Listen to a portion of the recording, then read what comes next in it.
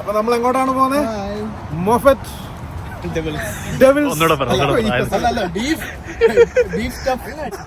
ഒന്ന് കട്ടി എടുത്തോ.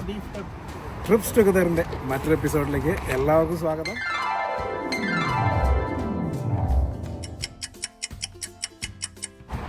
നമ്മളിപ്പം സ്കോട്ട്ലൻഡിൽ പോവാണ്. നമ്മൾ ഒരുപാട് കാലമായിട്ട് ആഗ്രഹിച്ചിരുന്നതാണ് സ്കോട്ട്ലൻഡ് പോകണമെന്ന്. UK വന്നിട്ട് 4 വർഷമായി. പക്ഷേ എന്നാലും നമ്മളെല്ലാവരും കൂടെ ഒന്നിച്ച് പോകാൻ വേണ്ടിയിട്ട് നമ്മൾ ഈ ഒരു ട്രിപ്പ് മാറ്റി വെച്ചിരിക്കുകയായിരുന്നു. നമ്മൾ 6 ദിവസം സ്കോട്ട്ലൻഡിൽ അടിച്ചു പൊളിക്കാൻ പോവാണ്. ഇനി നിറയെ സ്കോട്ട്ലൻഡിൻ്റെ കാഴ്ചകളാണ് നമ്മുടെ വീഡിയോയിലൊക്കെ വരാൻ പോകുന്നത്. നമ്മളിപ്പോൾ ഒരു സർവീസസിൽ കയറിയിരിക്കുകയാണ്.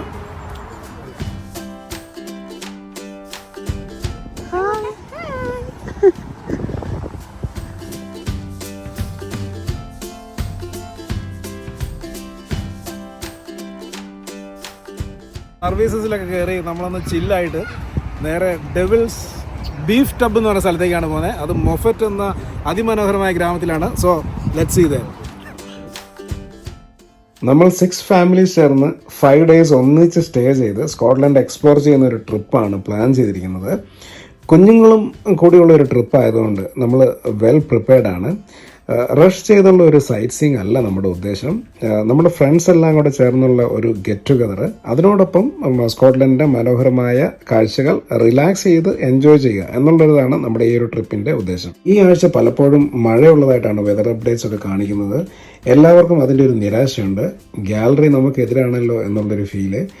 എന്നാലും നമ്മൾ രണ്ടും കൽപ്പിച്ച് ഇറങ്ങിയിരിക്കുകയാണ്. കാരണം നമുക്കിനി ഈ ഒരു ട്രിപ്പ് മാറ്റിവെക്കാനോ പോസ്റ്റ്പോണ്ട് ചെയ്യാനോ ഒന്നും പറ്റത്തില്ല. കാരണം നമ്മൾ അക്കോമഡേഷൻസ് ഒക്കെ ഫ്യൂ മന്ത്സ് മുമ്പ് തന്നെ ബുക്ക് ചെയ്തതാണ്. കുറച്ച് എക്സ്പെൻസീവ് ആണ്, എസ്പെഷ്യലി ഹോളിഡേ സീസൺ ഒക്കെ ആയതുകൊണ്ട് തന്നെ.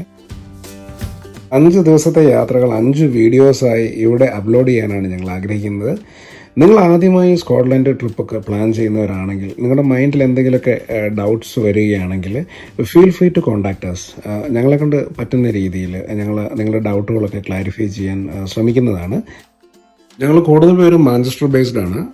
അതുകൊണ്ട് തന്നെ നമ്മുടെ ഫസ്റ്റ് ഡേ ഓഫ് ട്രാവൽ എന്ന് പറയുന്നത് മാഞ്ചസ്റ്റർ ടു ഗ്ലാസ്ഗോ ആണ്. ഒറ്റ സ്ട്രെച്ചിൽ ഡ്രൈവ് ചെയ്ത് കഴിഞ്ഞാൽ 4 hours ആണ് നമുക്ക് ഗ്ലാസ്ഗോയിൽ എത്താൻ വേണ്ടത്. പക്ഷേ ഒറ്റ സ്ട്രെച്ചിൽ പോകാൻ നമ്മൾ ഉദ്ദേശിക്കുന്നില്ല. നമ്മൾ ഇടയ്ക്കൊരു ബ്രേക്കൊക്കെ എടുത്തിട്ടാണ് പോകുന്നത്. അതുകൊണ്ട് നമ്മൾ ഓൺ ദ വേയിലുള്ള കുറച്ച് അട്രാക്റ്റീവ് ആയിട്ടുള്ള ഡെസ്റ്റിനേഷൻസ് ഒക്കെ സെർച്ച് ചെയ്ത് വെച്ചിട്ടുണ്ട്. അപ്പം ആ ഒരു പ്ലേസസ് കൂടി എക്സ്പ്ലോർ ചെയ്തിട്ടാണ് നമ്മൾ പോകുന്നത്. നമ്മളിപ്പോൾ എത്തിയിരിക്കുന്നത് ഡെവിൾസ് ബീഫ് ടബ് എന്ന സ്ഥലത്താണ്. സ്കോട്ട്ലൻഡ് ബോർഡറിൽ മൊഫറ്റിന് സമീപമാണ് ഈ ഡെവിൾ ബീഫ് ടബ് എന്ന ഈ സ്ഥലമുള്ളത്. ഐസേജ് കാലഘട്ടത്തിൽ രൂപം കൊണ്ട ആഴമുള്ളൊരു താഴ്വരയാണ് ശരിക്കും പറഞ്ഞാൽ ഇത്. ഈ പേരിന് പിന്നിൽ രസകരമായ ഒരു ചരിത്രമുണ്ട്. മുൻകാലത്ത് കന്നുകാലികളെ മോഷ്ടിച്ച് ഇവിടെ ഒളിപ്പിച്ചിരുന്നു എന്നാണ് പറയപ്പെടുന്നത്. അതുകൊണ്ടാണ് ഇതിന് ബീഫ് ടബ് എന്ന് പറഞ്ഞൊരു പേര് വന്നത്. ഹൈക്കിങ് ചെയ്യാൻ ഇഷ്ടപ്പെടുന്ന ആൾക്കാർക്ക് വളരെ ഇഷ്ടപ്പെട്ട ഒരു സ്ഥലമാണ്. നമ്മളവിടെ ചെന്നപ്പം അവിടെ കുറച്ച് മഴയും കാറ്റും ഒക്കെ ആയിരുന്നു. അതുകൊണ്ട് നമുക്ക് അധികം എക്സ്പ്ലോർ ചെയ്യാനൊന്നും പറ്റിയില്ല. ഈ ഒരു താഴ്വരയ്ക്ക് ശരിക്കും 150 ഫീറ്റ് താഴ്ച ഉണ്ടെന്നാണ് പറയപ്പെടുന്നത്. ഏകദേശം 4 മലകളുടെ നടുക്കുള്ള ഒരു ഗർത്തം, അതാണ് ഈ സംഭവം. അപ്പം നമ്മൾ കുറച്ച് എക്സ്പ്ലോർ ചെയ്തു. നമ്മുടെ ക്ഷീണമൊക്കെ കുറച്ച് മാറി. കുറച്ച് ഫോട്ടോസൊക്കെ എടുത്ത് നമ്മൾ അവിടെ നിന്ന് പോവുകയാണ് ഉണ്ടായത്.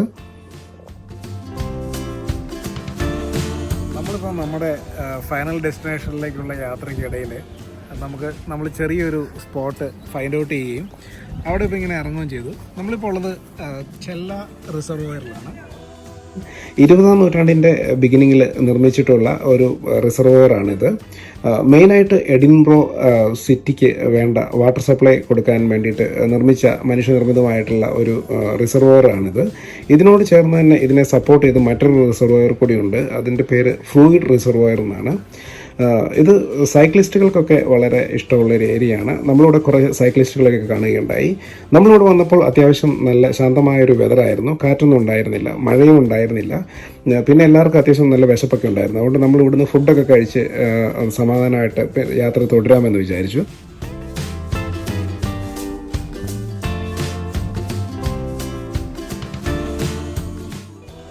ട്രിപ്പിൻ്റെ ഫസ്റ്റ് ഡേ ആയതുകൊണ്ട് തന്നെ നമ്മൾ കുറച്ച് ഫുഡൊക്കെ നമ്മുടെ കയ്യിൽ കരുതിയിരുന്നു. നമ്മുടെ കയ്യിൽ കുറച്ച് കപ്പ ബിരിയാണിയും അതുപോലെ ചിക്കൻ ബിരിയാണിയും ഉണ്ടായിരുന്നു. അതെല്ലാവരും കൂടി ഷെയർ ചെയ്ത് കഴിച്ചു. അത് കഴിഞ്ഞ് അതിന് ശേഷം നമ്മൾ നല്ല കടുപ്പത്തിലൊരു കട്ടൻ കാപ്പിയും കൂടി കുടിച്ചു.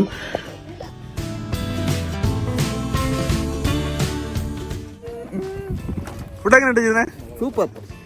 ചിക്കൻ ബിരിയാണി, കപ്പ ബിരിയാണി, സൂപ്പർ സൂപ്പർ. ഞാൻ ആദ്യത്തെ ആ ഒരു തിരക്ക് കഴിഞ്ഞിട്ട് വളരെ സമാധാനമായിട്ട് കഴിക്കാം എന്നുള്ളൊരു പ്ലാനിലാണ്.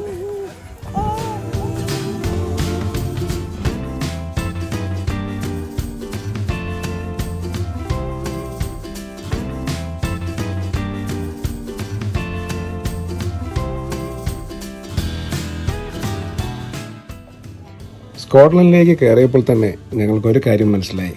ഒരു പെർട്ടിക്കുലർ സ്പോട്ട് കാണുക എന്നതിലുപരി യാത്രയാണ് ഏറ്റവും മനോഹരം. ചെറിയ ചെറിയ വെള്ളച്ചാട്ടങ്ങളും വിശാലമായ പുൽത്തുകടികളിൽ മേഞ്ഞു നടക്കുന്ന ചെമ്മരിയാട്ടിൻ കൂട്ടങ്ങളും പൂത്തു നിൽക്കുന്ന മരങ്ങളും മലകളും കുന്നുകളും കണ്ടുകൊണ്ടുള്ള ഒരു beautiful drive.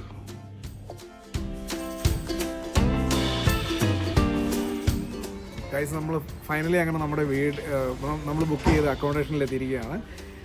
ഗ്ലാസ്ഗോയിലെ 102 the Angel share എന്ന വീടാണ്. നമ്മളിപ്പം അതിൻ്റെ ഉള്ളിലേക്കാണ് കയറാൻ പോകുന്നത്.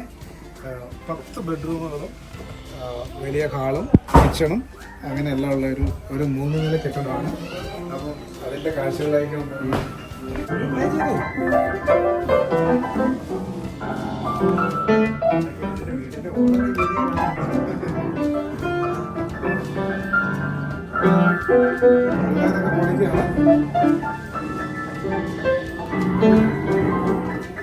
നമുക്ക് രാത്രിയിൽ ഇതിലൊക്കെ ഒരു പിടിപിടിക്കണ്ടേ?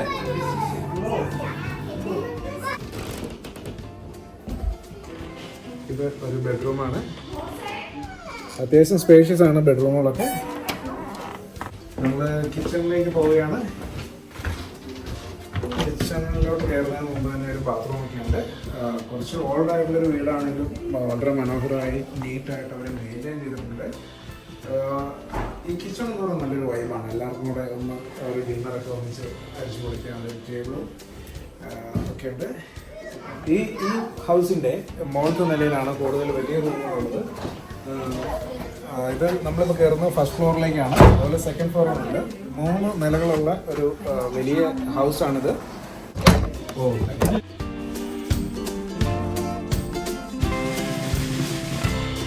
ഈ ഫ്ലോറിലെ റൂമുകളെല്ലാം സ്പേഷ്യസ് ആണ്. അതുപോലെ 2 ബെഡൊക്കെയാണ് അറേഞ്ച് ചെയ്തിട്ടുണ്ട്. കൊള്ളാം.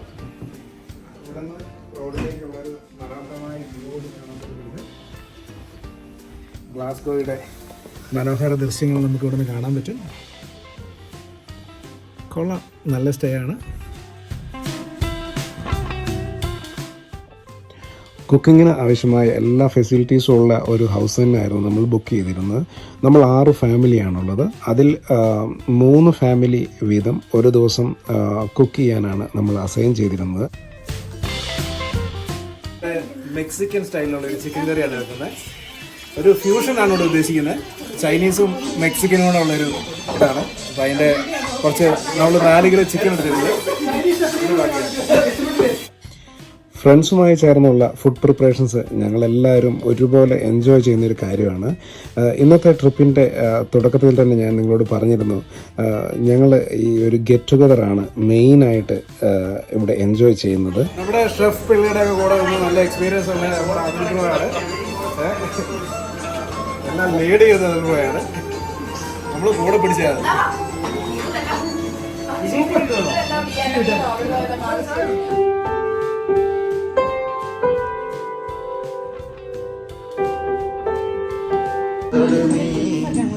എന്ത് പരിഭവം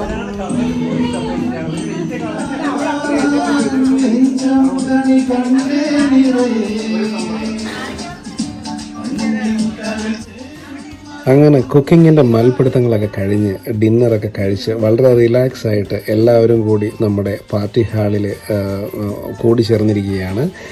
ഇവിടെ ഇപ്പം ഓരോരുത്തരും അവരവരുടേതായ രീതിയിലുള്ള ഓരോരോ പെർഫോമൻസുകളാണ് കാഴ്ചവെക്കുന്നത്. പാട്ടായും അതുപോലെ ഡാൻസായും അതുപോലെ കുറച്ച് ഗെയിംസൊക്കെ ആയിട്ട് നമ്മൾ ഒന്ന് അടിച്ചു പൊളിക്കുകയാണ്. അങ്ങനെ മനോഹരമായ ഇന്നത്തെ ഒരു ദിവസം ഇവിടെ അവസാനിക്കുകയാണ്. മറ്റൊരു അടിപൊളി എപ്പിസോഡുമായിട്ട് വീണ്ടും കാണും വരെ എല്ലാവർക്കും ഗുഡ് ബൈ.